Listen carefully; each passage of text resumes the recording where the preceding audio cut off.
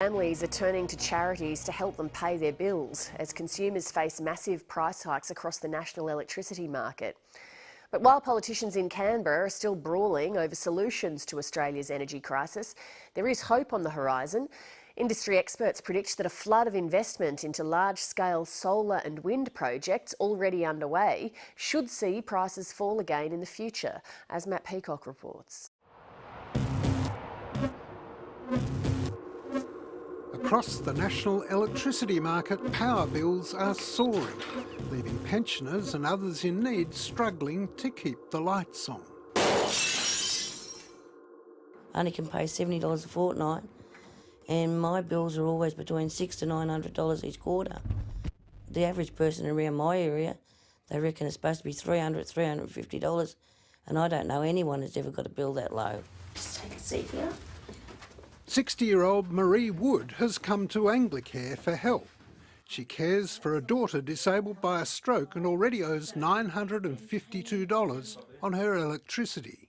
With an increase of up to 15% next month, she doesn't know how she'll cope. And for me, $70 a fortnight doesn't pay a $900 bill.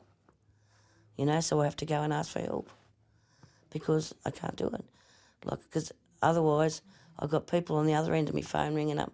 They're going to disconnect that, going to disconnect this. A-N-I-M-A-A-L.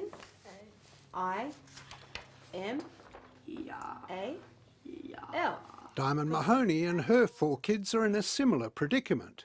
She's sought help from St Vincent de Paul to pay her power bill. Well, I've had to use them to help my family get by with electricity prices just hitting the roof. And I also have to cut back on many other things just so that that bill is made, like I can make that payment, yeah. And the power industry is warning there could be more pain to come. It could get worse. Those prices are signalling that if we don't do something, then we start running out of power and we start having blackouts. With the recent closure of Australia's largest and dirtiest coal-fired generator, Hazelwood, the fear is that during the next hot summer, there simply won't be enough power to go around. Last summer we had our total electricity demand on those peak days was back to the highest it's ever been. If we have more of those summers, then that is just the kind of thing that will create stress for the system and the prospect of shortages and load shedding. When Hazelwood closed, gas prices went up. The Victorian government announced support for the Portland aluminium smelter to keep it going, and this has led to a mad increase in power prices.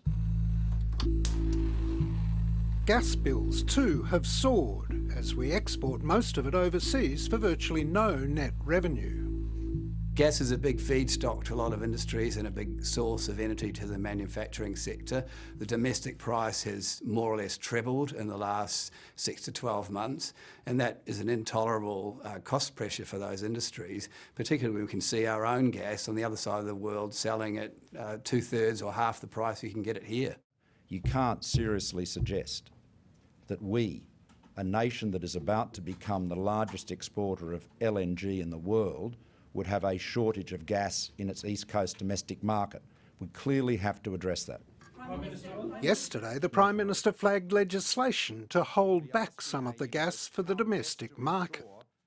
We'll be able to impose restrictions on exports of gas from the East Coast sufficient to enable the market, the domestic market, to be properly supplied.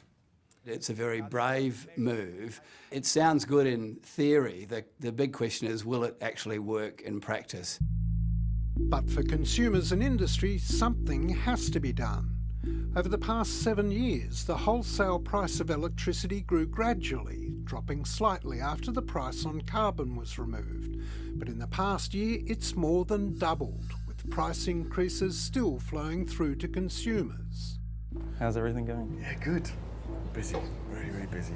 At a web-based business like Melbourne's Cluster that hosts a range of clients all highly dependent on power, the prospect of another price hike is a great worry. Even small changes in electricity have a huge impact on profitability for a business like us. Along with the shortage of gas and the string of closures of ageing coal generators, there's another reason for the price hikes. That's the recent so-called gold-plated upgrade of transmission lines, a fixed cost now built into your bill. As that cost went up, electricity demand was going down in the wake of the global financial crisis, when the boom in domestic solar panels first took hold. If you're a household, broadly speaking, the wires and poles, transmission and distribution, is about 50% of your bill. And that's the part that's pretty much trebled over the past decade.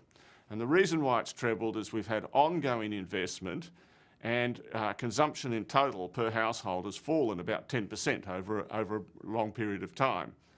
And the fixed revenue that the networks are entitled to recover legally, spread over a smaller volume, means higher prices. But the good news is that the prices may have peaked.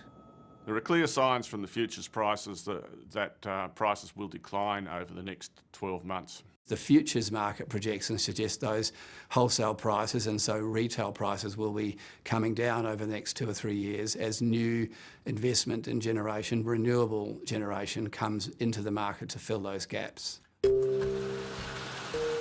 It's not coal that's making the difference, clean or otherwise. It's ever-cheapening renewables, both wind and solar farms and photovoltaic or PV panels on household roofs, something the chief scientist now thinks he underestimated. We were conservative in our estimates of wind and large-scale solar generation prices. Indeed, in recent months, the prices for wind generation have already come in lower than what we modelled. There are 40 different projects in wind and utility PV. There is about 2 gigawatts of rooftop PV being built. So we've replaced Hazelwood 3 times over in terms of power and about 50% over in terms of energy over the course of a year. All right, your turn, Josh. Okay, hey.